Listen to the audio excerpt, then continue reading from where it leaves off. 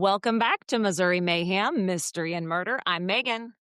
And I'm Mindy. We are so happy to be back with our listeners this week. Can you believe we are on case number 2 today? I know, already on case number 2. It's so exciting. So exciting. I know, so exciting. Mm-hmm. So before we get into our story today, Mindy, let's just do think about a hypothetical question or something when you were younger to kind of think about. So when you were little, were you ever worried about being kidnapped, or do you remember mom and dad talking about like stranger danger and things like that?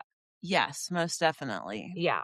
I felt like even though it was the 80s and we had a little bit more freedom, our parents were still on it as far as strangers go. Right. And what have you. So I remember specifically when I was about 10, a little girl from Gallatin went missing. Yeah. And that just kind of sparked everybody to start playing in your backyard instead of your front yard. Yes. Kind of scared us as kids. But what about you? Same exact thing. I can remember we were not supposed to play in the front yard. Mm-hmm. And we always had to call, like if we walked to a friend's house, we always had to call when we got there. Also, I can remember, in the 80s, I didn't remember what you were talking about, the Gallatin girl, but I remember Adam Walsh. He went missing in an department store. And sadly, they found him later. And I can just remember that story being all over everything. And then, of course, his dad, John Walsh, became very famous for America's Most Wanted and all that. But I can also remember one time when we were little and we were at Metro North Mall. Oh, no, I think I remember this story. And I was probably, 7 or 8 maybe. Mm-hmm. But I remember we were downstairs in Metro North. It was by the elevator. It might have been Learners. Yes. Do you remember a Learner? Yes. And I remember we were in there shopping and I had this bright idea to like hide in the clothes. Yeah. In the clothes, what do you want to call rack? Yes. The rack. The ones that was circular. We could get in the middle. Yeah. And I'm like, I can get in here and like I could hear people and sure. I can see and I can hide. Yeah. So I don't know. I wasn't in there very long, but I come out and of course I can't find mom. I'm freaking out. You're freaking out. Yes, I know. So I look all around. I can't find her. I run out into the open area there in the mall, and there happens to be a police officer standing there. And I can remember How old were you? Probably 7 or 8. I can remember walking up and getting ready to say, like, can you help me find my mom? And about that time, I turned around and I heard, Megan! I know. I'm like, I was like, and she's like, what? Going. She grabbed my hand. I was like, you scared me to death. Yes. So that would be. Oh, I mean, but you think about that. You think probably our mom and that feeling she felt just for those few moments. And then, I mean, obviously, in terms of being serious, like if you were a parent and your kid went missing, you felt that forever. That's the feeling you feel where forever. are you? Yes. The constant, where are you? Yes. Wondering and just that awful torture of. So the reason I had us kind of talk a little bit about that topic is because this story does revolve around a child kidnapping, all the way back to 1953. So when I Googled Kansas City and some of the most interesting cases, this one came up as one of the top ones.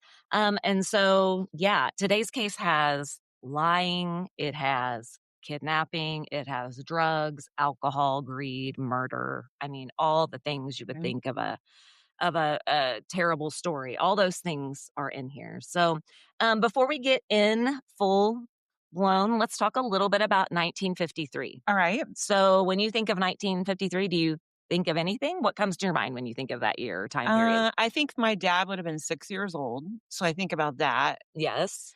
My grandpa would have been 28. So I kind of that's how I think about things. Yes. Like based on people's age and stuff. So yeah, kind of related to lots of farming age. And it was really still a time of figuring out how to live after the Great Depression and things like that. So it's kind of and just based on the things kind of that really came out in the 50s. The 50s really were a time of discovery. They were. I think they were good in music too. Oh, yeah. Music. I mean, discovery in music, in technology, in aerospace, and, all that. Well, we had just gotten out of the war. Right. World War II. So, right. We we're feeling better Right. about life. Right. We made it through that. And here, Yes. let's try and kind of start fresh. So in 1953, Dwight D. Eisenhower was sworn in as our 34th president. And also, when we kind of think about technology and science, the U.S. tested its first thermonuclear device in 1953. And they also were starting to discover the DNA structure. Boy, that was a nice I know. discovery. As early as 1953, which kind of blew my mind. Yeah. The first Chevrolet Corvette came out of production out of Flint, Michigan in 1953. In regards to media and culture, Playboy magazine launched in 1953, along with I Love Lucy premiered. And I thought that was kind of interesting. It said it was a historic television event because 68% of American TV sets were tuned in to watch that premiere. That is a high percentage. Yes. And you have to tell them who was on the cover of Playboy that year. Oh, sure. Of course. I mean, Marilyn Monroe. Right. Yeah. So she was really big at that time. Yes. And Arthur Miller's The Crucible was a big Broadway play at that time. And for anybody who's big into history, they considered that play like an allegory for McCarthyism, which is, like a kind of a political movement. But I don't know anything about it. Yeah, I know. Me either, really. I need to look into that. Specifically in Kansas City, there were two big things happening, especially like commercial and industrial wise. So in 1953 in Kansas City, we had what was called the Donnelly Garment Company. And at the time, it was considered Kansas City's largest manufacturer of women's clothing, the world's largest manufacturer of women's clothing. Yes, in Kansas City. I've never even heard of Donnelly Garment. Have you? No. And the Hart Drive-In Theater opened in Kansas City. And at that time, in 1953, that drive-in theater screen was considered the world's largest picture screen. Wow. Of anywhere. Here in Kansas City. Yeah. Right? Okay. So that's pretty cool. So I wonder when the Twin Drive-In came into effect, and then they shut it down. I know. That's huge mistake. Sad. Someone should have bought that and made completely redone it. Anyway, sorry. No, they could do some really cool things with the Twin Drive-In. You think about that. Like state of the art stuff. And what if they served gourmet, delicious food? See? And gave your spots were really cool that you had. Yes. Where you could sit all night. Anyway. Yes, totally. Love it. I think I entered that theater in the back of a trunk one time. Oh, for sure. And then we got booed when we got out of the trunk. No, really? Yeah, they're like, seriously, cheaters! Like you didn't pay. Absolutely. So, okay. Anyways, the 1950s, again, seemed like a pretty good period in Kansas City. Things were rejuvenating, the economy. And that's kind of where our story starts. And this is the story of Bobby Greenlease Jr. So are we ready to get started? I'm ready. All right, here we go. On September 28th, 1953, so the beginning of a new school year, a few minutes before 11 a.m. on a Monday morning, 41-year-old Bonnie Brown Hetty, and we're going to hear that name a lot, Bonnie Brown Hetty gets out of the taxi in front of the French Institute of Notre Dame de Sion. And this is a private Catholic school in Kansas City. And I actually looked, and this school is still running, and it's a K-8 elementary school for boys and girls. Okay. And then they have a high school, 9 through 12, just for girls. But today, the average price to attend there would be about $16,000 a year. Yeah, that absolutely makes sense. Yes. So very pricey school, even back in that day. So Bonnie Brown Hetty heads into the school of Notre Dame de Sion, and she tells a French nun named Sister Mirand, who's kind of working the front lobby and the front desk. And it is something we want to note. Sister Mirand, she's a French nun, number one, and her English isn't great. She can speak English, but she's not mostly super French. Fluent. Right. Also, Sister Mirand is really what we would consider third in command of the school. The principal, the main sister who's considered the principal, she's gone out for the day. And the second in command, so the assistant principal, is teaching the class at this time. So there's nobody in the principal's office area? Correct. So we've got Sister Mirand, who is just kind of out there, again, in the lobby, kind of at that front desk.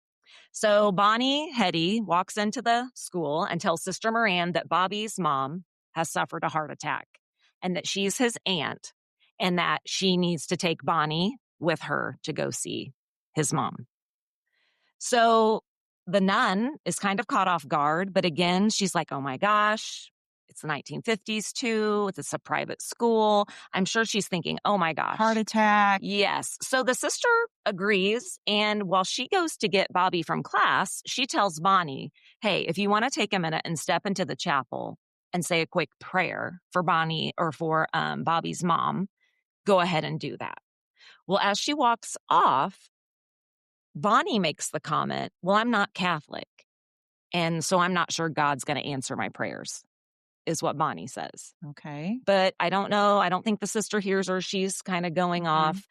But if you were Sister Moran and as you're walking off, you heard her make that comment, would that raise any alarm bells for you at all? Would you register that? Maybe a little bit, yeah. What do you think about that? If it's a Catholic school, Bobby's Catholic. I mean, that doesn't necessarily mean that the aunt's Catholic. Right. I don't know that it would set off bells or not really. Maybe not initially. Okay. Yeah. And again, 1953, we have kind of what we would consider an emergency here. I mean, I would just think it maybe of someone that just has maybe done something wrong and just kind of feels that way and just said it out loud. Sure. And again, it may not even register. Right. So she goes and she gets Bobby. And again, when she returns, Bonnie makes the same comment. She says, I'm not Catholic. I'm not sure God's going to answer my prayers. And again, either Sister Moran didn't notice, wasn't quite sure what she was referring to. Again, she's French speaking. But she just didn't seem suspicious at all. And the fact that Bobby willingly grabbed Bonnie's hand, yes, I think reassured Sister, like, everything's okay here. Yes, like everything's good. The child must know this person, and they're helping out. Yes, yeah. But if you think about back in the 1950s, or just, he's probably been told to go with adults before that he didn't know. Okay, let's just talk about what would happen today. Yes. If you walked into a school and nobody knew who you were, and you had no proof that you are so-and-so's mom. Exactly. Like, today, you could never get that child out of that school. No. I mean, no. Well, there's so many measures that are taken that prevents all that, thank goodness. Thank goodness. Sad we've had to come to that point in society. But you're right. Now you'd be lucky to even get in the door without showing some especially with like proof. Marriage issues, custody, parents showing up when they're not supposed to be. Just a lot of technicality there. Yeah. So definitely let's put this kind of in perspective. 1950s. Right.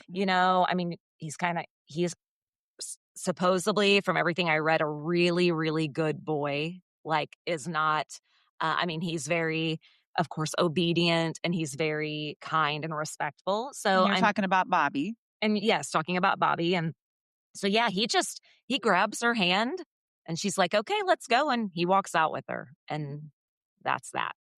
Okay. So, Bonnie had the taxi driver park a little bit down the street. And so Bobby and her walk back to the taxi. She had the taxi driver parked down the street so she could walk. Right. So no one would see her car. Probably see that she'd come in a taxi. Maybe. So she'd have the taxi wait for her, but kind of out of sight of the church. So they walk down there and they get in the taxi, and they drive less than a mile down the road to what was known then as Katz Drugstore, Katz. And it was located, for those of you Kansas City buffs and you know where everything is in Kansas City, it was actually located at 40th and Main Street during that time. And this was a pre-arranged spot that Bonnie had arranged with ex-con Carl Austin Hall, who is her 34-year-old live-in boyfriend. Okay. So, yeah, you kind of see where I'm going. Yeah. Okay. So we've got some premeditation here. So she got into the car with him. Correct. So they meet him at the drugstore. And once in the parking lot, Bonnie and Bobby got into the car, which was actually her Plymouth station wagon, with Hall, who, according to FBI reports, was waiting. And lo and behold, to, of course, Bobby, the Greenlease family, and even a little bit to Bonnie, he had already started orchestrating all the details of this plan they had come up with. Okay, wow. Yeah. And this is going to start a chain of events that is going to horrify Kansas City and Missouri. But by the time we're done, this becomes like a national case. Yeah. Yeah. So, okay. So that is kind of setting the stage for the kidnapping. All right. Now, we need to know a little bit about our criminals to kind of see. I mean, does it interest you at all to kind of know what led criminals to that like moment? What got them in that position? Yeah, like, okay, what led Miss Bonnie to get herself in this position where she's now walked in and abducted a 6-year-old from a school? 30 minutes before this, she had no idea, like, that was going to happen. Well, who didn't have any idea? Bonnie? Well, no, she did. Yeah. But just saying, like, the parents and family, yeah, exactly. Nobody knew on this morning when they sent Bobby off to school. Yeah, that this was going to be, and not going to see them again. And sadly, you think you think about that family and the fact they had no clue. So Bonnie, as part of this kidnapping duo, she was born July 15th, 1912. So again, at the time when she abducts Bobby, I think she's 41. So she's 41. She was born in 1912, and she was actually born from a really prosperous farming family in Nottoway County. And that's well north of us, and actually even a little bit kind of towards Maryville. Yeah. And she went to school most of her years in a town called Claremont. And it's actually almost perfectly between Maryville and Clarinda, Iowa. And I mean, it's a tiny, tiny town. Like a lot of towns are up there. Yeah. She was known to be quiet, obedient. Again, I hate kind of when they use that word, when they describe people like, you're obedient, you do everything I say. But she was, she was a nice girl, quiet. And her senior year, she made the honor roll. And I've been looking at these books. A big shout out to an author named Larry Wood. He's written several books specifically about Missouri, and he has one called Wicked Women of Missouri. Which is very helpful for us. Yes. And he wrote about Bonnie in this book. And that's where I got some of this good information. Okay. So she graduates from high school, and she decides she's going to enroll in Northwest Missouri State University. So Northwest. Shout out to Spencer. Yes. Shout out to a lot of kids. A lot of Bearcat alumni. Yes. And because I didn't realize it, Northwest opened in 1905, that college. So wow. Yeah. And Spencer told me, we were talking about the other day, that it maybe started as a teaching college. Just specifically for teachers? Yes. But at this time, so she's graduated. She decides to go to college, but it's not for her. She only stays a few months. She drops out, and then she ends up going to work at a beauty salon. Perfect. Yeah. So in June of 1932, she met and married Vernon Hetty. So in 1932, she would have been 20 years old. Yes. So in 1932, she's 20 and he's 30. Okay. So he's 10 years older than her, but he is a very, very successful livestock merchant in St. Joe. And for anybody who knows St. Joe, they have like the livestock barns and stuff up there. Yeah. And so I just, in my mind, I'm kind of picturing that. The smell of money is everywhere. Or livestock or cow poop. Yeah. And so he's a merchant there, and they have a really nice big home in St. Joe. They're very comfortable.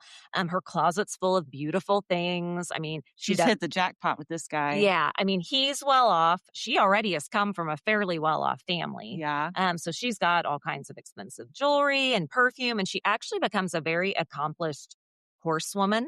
And she rode equestrian. And is that what that is? Yes. And she rode in all kinds of parades and loved to show her horses off.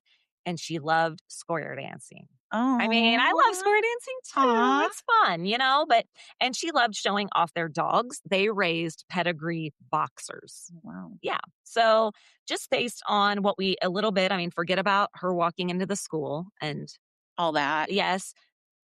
When you see her youth and up to this point, she looks like a lovely lady who pretty much gets what she wants. That's for being 20 years old. I mean, pretty much never wanted for anything. Yeah, she looks like she's pretty set. Yeah, and I mean, she's got a man. He's 10 years older than her. Probably takes care of her in every kind of way, and just he's educated and easy to talk to, and she's got a good life. Yeah. Yeah. And so, no, you know that phrase, don't judge a book by its cover. Oh, yeah. So here we go. This is. I had a feeling this moment was coming. Yes. So, not all was as it seemed. Oh, On Bonnie, that, I know. Bonnie. I mean, you knew something had to happen to get her. Of course. Nothing could be that great, right? Right. So not all is as it seemed on the outside of this marriage. In all reality, as some things are, it was really a mess. And they were both not happy in the marriage, and it had been childless up to this point. And back then, if you didn't have kids, well, that was just, what's the point of living, right? Right. And Bonnie wanted kids. Bonnie had wanted kids. That had been in her dreams. But she found out, I think after they got married, that was not in his dreams or plans. So he did not want children. No, but she did. But sadly, they were married over about a 20-year period of time. And in that 20 years, he made Bonnie get 11 abortions. Oh, 11 abortions. And this is in what year? So this would be, they got married in 1932. And so this is between 1932 and 1952-ish. Oh my gosh, 11 abortions? Yes. And think about that time, and lack of birth control. She couldn't even go anywhere and get put on birth control to quit this, to stop this cycle of, oh my of what he's doing to her. From what I've read too, he laid hands on her too. I think that doesn't surprise me after what you just said. Right. So he forced her to have 11 abortions. Yes, basically, yeah. And back then they were so sketchy. Oh, and I think by the time she was done having 11 abortions, she was probably not even able to conceive at all. That's exactly right, is what I thought. And what had happened is she had wanted kids, since she could remember. And then during this marriage, all this has happened. And not only does she not want kids now, she's grown a real disdain and hate for kids. She's equating pain and negativity with children. Oh, yes. So, yeah. It's all because I didn't have a kid, or it's all about, I mean, because sadly you have mean, cruel people in the world, and she had to go through that. And so in 1948, they've been married not quite 20 years, but she inherits $44,000 and a big farm from her dad. That would be like $500,000 today, right? Correct. So $44,000 in 1948 would be a little over $500,000 today. So again, she's really not wanted anything in her life, except she did want kids, and sadly then that happened. And here now she's getting more money. She's got her dad's big farm, but she's very unhappy in her marriage. Because of her unhappiness, I can't imagine the abortions. She becomes an alcoholic. She starts drinking excessively. Yes, I can see how that would happen. And I agree. It's like, I'm not judging her at all, because I can't even imagine being in her shoes. But she ends up drinking. Back then, what do you have? What's her, what is the vice? Can't go to a therapist and talk this out. I can't go to a real doctor that's going to listen to me. I can't. Alcohol. Yeah. It sounds like, now her parents are gone, maybe her dad. And so she starts showing up in public drunk a lot too at this point. She's going out in public. And so they had been married in 1952 for a long 20 years. And she finally files for divorce on grounds of adultery. Now, I never really did see anything that showed specifically him, what he did, messing around on her and things. So Vernon, she thought, messed around on her. Or at least saw the opportunity to divorce him using that as an excuse. Yeah. So, it's interesting too, how quick things happened back in the 50s. 1 month later, their divorce was final, and she got their house in St. Joe. Man. Boom. That's a speedy divorce. That's the way it should be, though. I know. Why can't... Let's just move on. All legal things. Just, come on. Take forever. And medical things while we're at it, we could go on and on. MRI today. I'm going to let you know in 2 months what your results are. Anyway. Don't stress. No, yeah. Right. Don't stress. Okay. So she filed for divorce on grounds of adultery, and that 1 month later it's final, and she got the house in St. Joe. According to People magazine, also during this time after the divorce was final, she started running a brothel out of her house. Bonnie's brothel in St. Joe. Bonnie's life is very up and down at this point. Bonnie's life is not quite what it used to be now. No. So Bonnie has gone from being kind of a kept woman in a way, but very unhappy, being abused, to now she's still really a kept woman with all her money, but she's kind of spiraling out of control, obviously. I mean, I'm sure there is some equivalent to the child and the abortions. And then, so how old was she then when she got involved with this brothel? Well, we're figuring she's in her 40s at this point. This is right after, really a lot of things start to happen pretty quickly. She divorces Vernon. Yeah. She starts this brothel out of her home. Okay. And then pretty quickly she meets this strange new man. And this man moves in with her in her St. Joe house. Okay. And her and this new boyfriend were known to drink excessively, possibly using heroin often. They had heroin back then? Yes, that's what it said, or some form of it. Loud parties, and Bonnie was spending a bunch of her money on fine clothing and materials and textiles from other countries. And they were having these big parties and stuff. So she was thought she was like the Great Gatsby. You know what? A little bit, I think. It sounds like it. A little bit. I don't know. But yeah, I wonder if Leo was there. I don't know. I don't think so. But yeah, if he was. She's partying, drinking, buying all these clothes up that are expensive. And so, as you can imagine, even though she had a little over $500,000, it's starting to dry up. So she decides, well, if this is going to dry up and I'm not going to get money from this, then let's just start this brothel out of my house. Yeah. So she's doing this brothel situation. And from what I read, she was charging men $20 a trick. Okay. And a trick would be, I'm assuming, sex.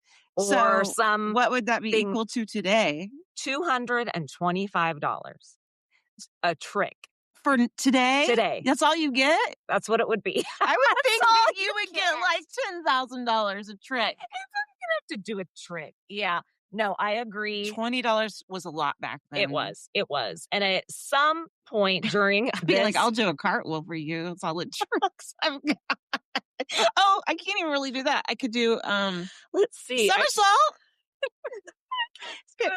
I'll do that for $1,000. I can blow a mean bubble. God. Yeah, what are we gonna? You could play jacks. That's a talent. I can take a cherry stem and tie it in a knot with my tongue. You can for real. I know 10 seconds. Yeah. See. Yeah, I have no talent. I learned that waitressing. So such useful talents. I can't even do the worm. Caden can do the worm. Well, that's that a is good impressive. Party trick. Yeah. So, anyways, her tricks. She got $20 per trick, and at some point. We are not judging. No, we are not. And we are not laughing laughing at what happened. We are just silly sometimes. Right? Yes. So at some point in 1953, this is when Bonnie meets Carl Austin Hall at what she called her favorite pickup spot. And it was called the Pony Express Bar in St. Joe.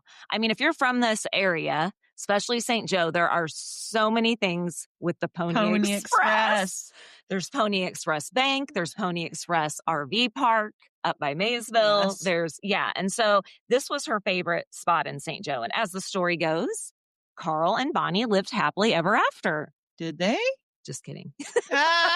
Just kidding. After spending 2 days and nights together, doing who knows what, Hall moves into the house and they're living from that point on as husband and wife, Bonnie and Carl. So this was a quick little relationship escapade. They meet. He knows she's doing this stuff out of her house. He's good with it. They're drinking, partying, having a big old time. Okay. But now, does he charge her for tricks? I did not.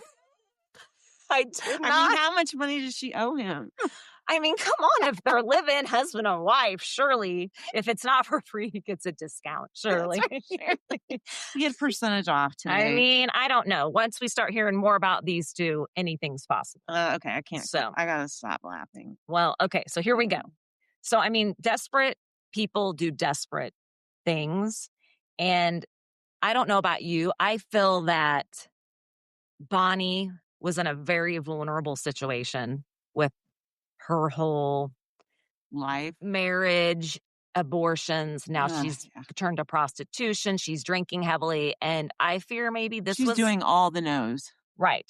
And I think you had someone like this Carl Austin Hall sitting back, seeing this sad mess, sadly, and saying, could I take advantage of this situation? So, Morbidology is the name of another really good true crime podcast. Okay. It's out there. So if you like is this true the crime, one with the sisters? That's called Morbid. Oh, This is Morbidology. This is another one. The same, really good.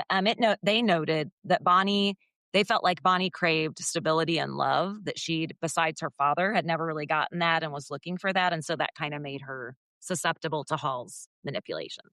Yeah. So that's... She was vulnerable. She was. And no excuse. She did what she did. Right. But I do think... a lot of shit added up. And if she'd have had a bit of a clear mind.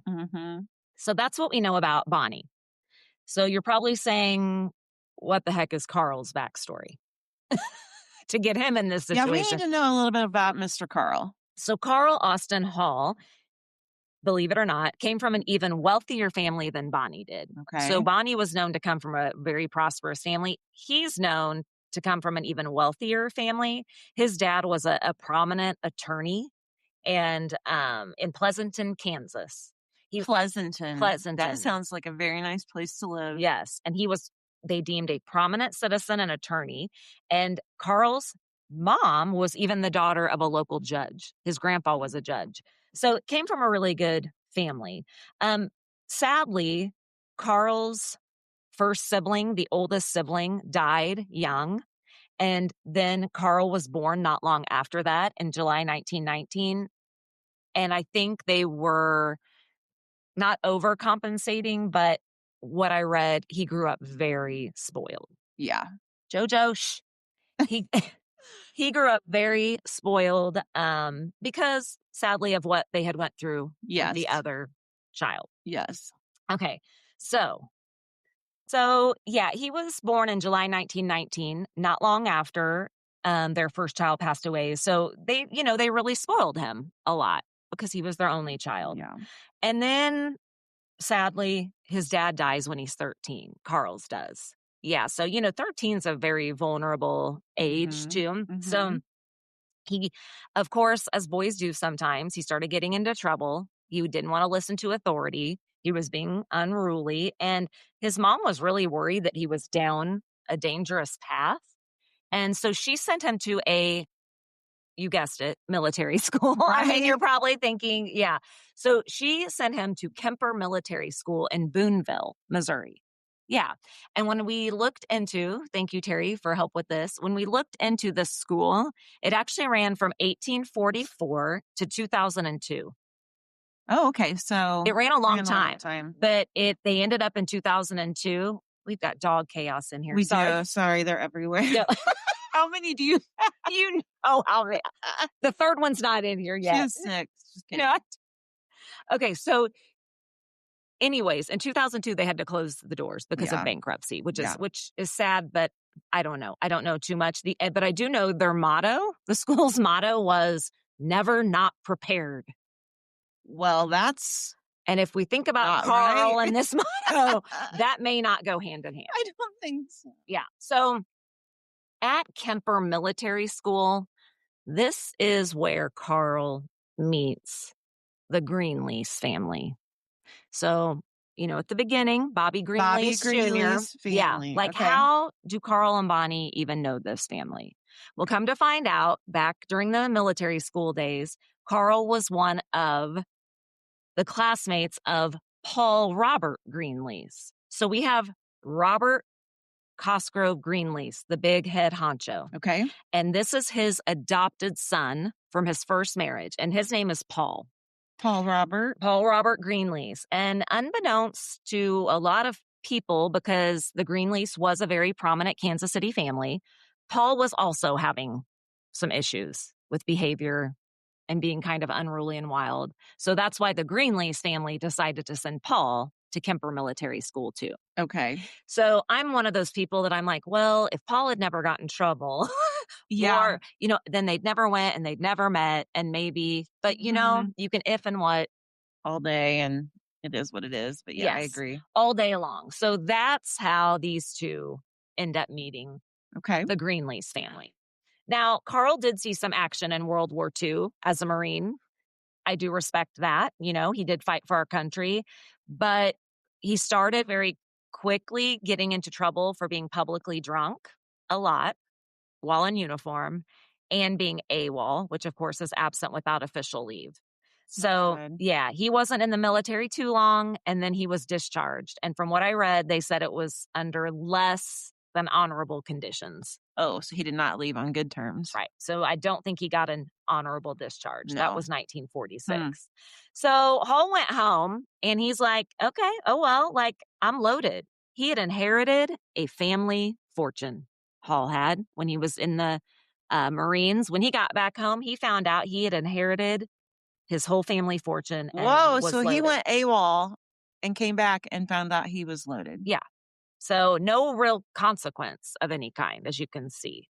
Wow. So soon after he gets back from the military, he met this newly divorced woman, not Bonnie. Okay, that's good to know. Yeah.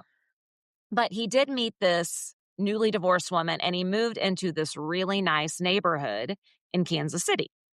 And not far from there was an even swankier neighborhood called Mission Hills, Kansas. And that's where the Greenlease family lived. It is really swanky. It is. So not only did he meet the Greenlease family in the military, now he's moved into a neighborhood very close to where the Greenlease family lives too. So we're going to fast forward 4 years. So he's lived in this house in Kansas City for a couple years with this wife, gambling excessively, drinking excessively, tried some bad business ventures, and he's bust. No more money. And his wife is like, I'm out. So she divorces him. Boy. So again, we had all this money and we've blown it. So what else? That's a lot of money to blow back then. Yeah. So, I mean, what else can a fella do when they inherit all this money, blow it, but turn to crime, right? I was thinking drugs. No, for real. Or get a job. You see where a lot of people who win the lottery and stuff, they turn to drugs and really, really bad things instead of positive things. Yes, absolutely. Anyway. That's why there's a whole show called The Curse of Winning the Lottery. Yeah, it's up to over $1 billion. I know right now. Mm-hmm. And so, yeah, definitely money did not help Carl or Bonnie in any way. So definitely, of course, don't turn to crime. That's not what you should do. Let's just go rob a bank. But seriously, that's what he did for that year when he had pretty much lost everything. He just went around and was robbing taxi cab drivers here and there. And he eventually... think you could do that back then. Not that I would do that, but without cameras or anything, you could easily rob a taxi cab. And he could end up with $10 or $15 per taxi cab. And back then... that would get you a lot of tricks. Yes. Don't mean the serial tricks. Okay.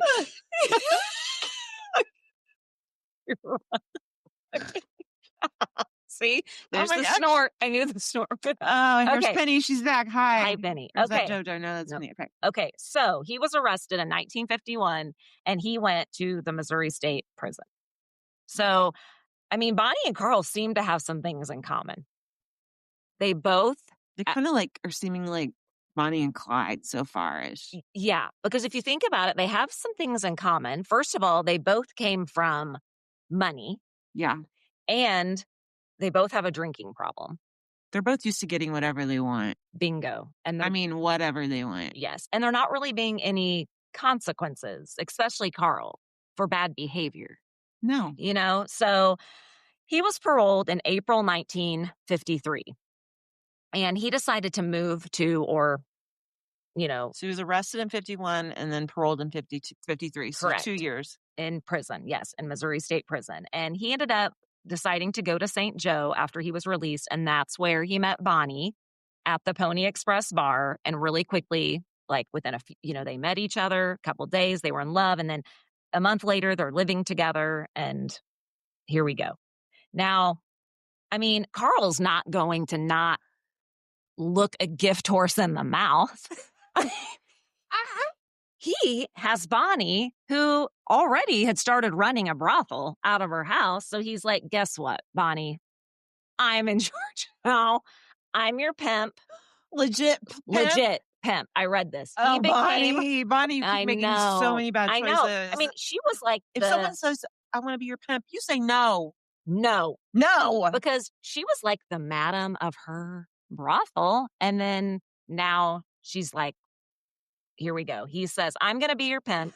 Not only am I going to be your pimp, he starts bringing in men to sell her to, and he beats her regularly. I mean, Bonnie is in a bad spot.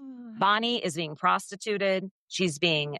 So I'm 53. How old is Bonnie now? So Bonnie is now 41. It's been a rough 40 years. Especially the last 20. Well, not all of it's been rough. You're right. There have been some good She had some... it sounds like her upbringing and school years were good. Yeah. Fine. Normal. But, they have this shared addiction to alcohol and, again, potentially other drugs. And, again, I think he just saw someone that... And now she has a pimp. Yeah, that he could execute. I think that he had this plan in his mind for a while. This isn't like, oh, I met Bonnie, let's think of a plan. I think he's been thinking of this, and what he sees in Bonnie is somebody who could help execute this plan. Oh, yes. And I think what Bonnie saw in him was somebody who, number one, might offer her financial security, which is something you can tell they both want. And we're used to. And a husband/dad figure. Yeah. I think she was kind of looking for that. But, I mean, as we can already see, this is not a love story. No. So, okay, let's see here. So, whose idea do you think it was? We kind of said, I mean, the mastermind behind this plan. Carl or Bonnie. Bonnie. Which one do I think is the mastermind? Yeah. Oh, gosh. I'm going 100% with Bonnie. Okay, so you think Bonnie's the one that once they really get in here, she does the fine. Yeah, she's behind it. Okay. So, but I don't know.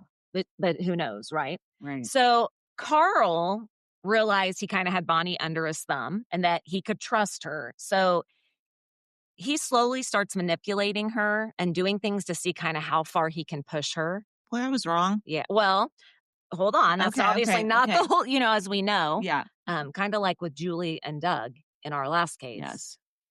We never know who might have the most blame here. But he felt like he could manipulate her because, okay, she's let me be her pimp. Yeah. She's letting me basically kind of drug her, give her alcohol. He's beating her. She's not really resisting.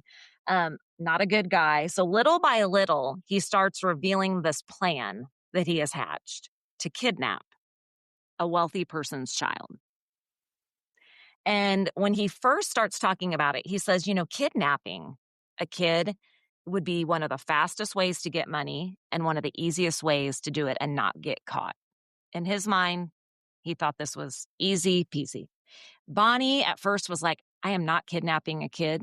I don't know what you're talking about. We're not doing this. Bad idea. Yeah. She just thought he's drunk. But then he just keeps at her and he's like giving her more and more details. And he's like, this is how we could do this. And see, we could get away with it. And he keeps reassuring her, like, if we get caught, I'll totally take the blame. Red flag alert. Yeah. Don't believe that. But he wore her down. And she finally said, fine, I'll be your accomplice. Fine. She said, I'll be your accomplice. Fine, I'll kidnap. Yeah. So not too far. I mean, they had gotten a ways into the planning stages, and she'd obviously agreed to do this. But then he started hinting that, well, if the kid is any trouble or sees our face and can identify us, we might have to kill the kid when we kidnap them because we don't want any and evidence. At this point, she said, fuck no, and I'm out, right? You would think. At this point, he has her in what is called a whiskey-induced stupor, and she agrees to the plan. But from what I've read, killing the kid is a last resort, and I don't think she really thought they were going to do that. That it would end up that way. Originally. Okay. I think she felt like that was just... My goodness. Yeah. So she finally agrees. But I feel like, again, that what if Carl and Paul Greenlease had never met. I mean, you can just do that forever. Like, how would Bonnie's life be different if she'd never met Carl? Yeah, some people are just not meant to be together. I know. And so Carl decides on the Greenlease family. He's 2 reasons. He says, 1, they live pretty close in Kansas City. So he's deciding which child to abduct. Yes. And they're picking out a family. Yes. Okay. So he decides on the Greenlease family. Okay. And he says they're close and they're very wealthy. And so, you've heard of that old saying, like, they had means and they had motive. Yeah. So he could have done it and he had motive to do it. Again, when I think about this, we don't know if Carl has just been thinking about this plan ever since he met Paul Greenlease back in military school. Oh my goodness. Like, it could have been. Or is this something he just has recently thought of? But I thought, Paul Greenlease and the Greenlease family haven't probably thought one thing about Carl Hall in all these years. Probably not. But they sadly are going to know who he is. So you might be wondering a little bit about the Greenlease family. Like, how are they so well known and how did they get their money? How are they so rich? Yeah. So this is a very well-known family in Kansas City back in the 50s. And according to many sources, they were considered one of the most philanthropic and generous families ever to live in Missouri. So they were donating to all of the local needs. Absolutely. And in 1953, they had a net worth of approximately what today would be $24 million. So back then, their net worth was what we consider about $24 million today. So they were a very wealthy family. Yes, they had drivers. Yes, absolutely. Drivers and all the other stuff. So Robert Greenlease Sr. was a really successful auto dealer. And to say the least, most people claim he single-handedly brought GM, General Motors vehicles, to the Midwest. And he owned a bunch of GM and Cadillac dealers throughout the Midwest during this time. So that's where this is Bobby's dad. Yes, this is Robert Cosgrove Greenlease Sr. And he had 2 sons. So he had Paul from his first marriage, who was adopted, who was Carl's age. And then he had Bobby Jr., who he'd had through his second marriage and current marriage to Virginia. Okay. And yes, and that he was actually the youngest of 2 children. He had an older sister, I found out. Bobby did. Yeah. Oh, so there was, yeah. So there was Paul, there was Bobby's sister, and then Bobby Jr., he was the youngest, and he was the only biological son of Robert Greenlease. So targeting them meant they would get a wealthy family and a high ransom. Right. Exactly. And there's such cruel irony here. There is. Because the target, Bobby, it's all because of money. Yes, he's 6. He doesn't know the meaning of money. I mean, really? And he's done nothing wrong. Nothing. Totally innocent. And so sad. So, yeah. All right. So that's the Greenlease family and where they got their money and how they are so well known in Kansas City. So let's go back to Bobby and the kidnappers. Okay. So we know where Bonnie came from, where Carl came from, how they met. Now, so they've accomplished the kidnapping of Bobby. They have him. They're in Bonnie's Plymouth station wagon. So they drive him to an isolated farm over in today, what is known as Johnson County. Is this going to be disturbing? It will when I get there, and I'll warn you. Okay. I promise. Sadly, it does get disturbing. Yeah. But they drive him to an isolated farm in Johnson County, Kansas. And this is about 12 miles southwest of downtown Kansas City, near what's considered the present intersection of 95th Street and Highway 69. So again, if you're familiar with any of these areas. But at that time, it was just a field and had crops in it and hay. So they picked that spot, of course, there in Johnson County so they could be hidden back in this field. And they drive Bonnie's Plymouth back in there. And Bonnie had brought her boxer, her most beloved boxer named Doc, with them. Oh, my gosh. And as soon as the car pulls up into this field, she hops out, the dog runs off, and she goes after the dog very quickly. And the way they described it was she was pretty much trying to get away from the car and the scene that she knew was about to happen. Okay. She knew what was happening. I think she knew something bad was going to happen to Bobby. And so she took that opportunity to chase her dog and to get out of that area. And to not have to see it. Yes. Which, shame on you, Bonnie. This was your opportunity to stop it. And yes. Said, and this is, I mean, obviously she's guilty from the start. Yeah. But at this point, what's really awful is that Bobby still has no clue what's happening. At this point, he's still calm. He still thinks his mom has had a heart attack and they're taking him to see mom. He doesn't know what's going on at this point. He's not worried, though, and he's not anxious. I mean, and if he's only 6, he probably hasn't had a lot of, if any, tragic things happen to him in his life. No, and here's the thing is, I'm like, it's almost too, like, they brought the dog. Like, I'm sure he was petting the dog in the car, and they were using that to keep him occupied and calm. I don't know. Knowing that's what that I they picture. were going to do that. Wow. Yeah. So this is awful because he does not know what's happening still.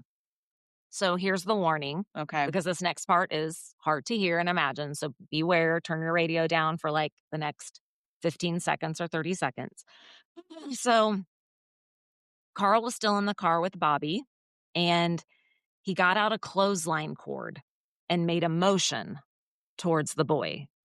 And that was the first moment that Bobby knew they had bad intentions.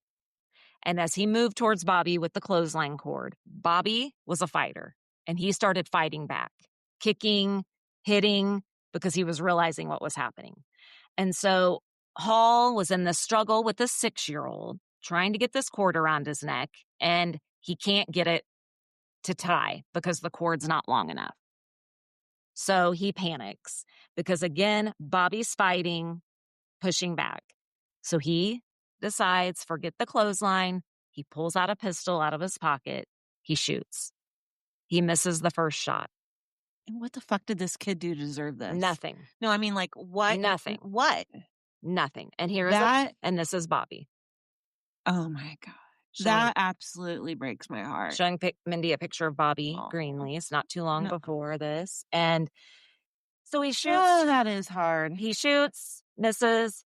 So he shoots again very quickly. Sadly, that shot hits Bobby through the head, killing him instantly. So Bonnie hears this, waits a few moments, the coward she is. Yeah. She comes back to the car, and this is awful. She's not mad or upset because he's killed the child. She's mad because he shot Bobby instead of strangled him, and now they have a mess to clean up. Can you believe that? Oh, my God. That's what she's pissed off about, is that he'd made a mess. So after being pissed off for a while, she helps him clean up the body. Carl wraps him in a plastic sheet. They put him in the back of the station wagon. She helped him load up, and they head back to Kansas City. That breaks my heart. Yeah. That is, two, especially after seeing his picture. Oh, I know. It just breaks my heart. So at this point, remember, his parents, they don't even know he's missing or kidnapped. At this point, when Bobby's been killed, murdered, this has literally been moments after he's been kidnapped. So this is all still taking place between the hour of 11, noon, 11, and 1. So at this point, Bobby's parents, they still think he's at school. It's any other normal day. Yeah. So big breath here. Let's take a deep breath. Whew, that was a lot. That was really, really terrible. But yeah. Mm-hmm. Okay. So deep breath. So now it's around 30 minutes at the school after they've taken Bobby. So we're around 11:30 back at the school. Remember, she picked him up a little before 11. And the other nun, who's the assistant principal, Sister Marthana, this is her second day in command. Yes. Can you imagine? Her only second day, as the principal was gone, had been gone for a couple days. And this was the first time Sister Marthana had been in charge. So she comes out of a classroom. She'd been teaching a lesson during the past hour.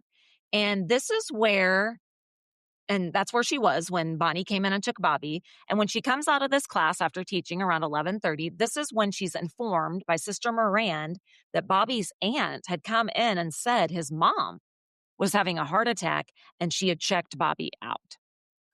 So Sister Marthana was like, oh my gosh, okay, we need to call the Greenlease house and check on Virginia, who is Bobby's mom, and see if she's doing okay and maybe get the information about the hospital. Smart, good idea. So when they call the house, guess who answers?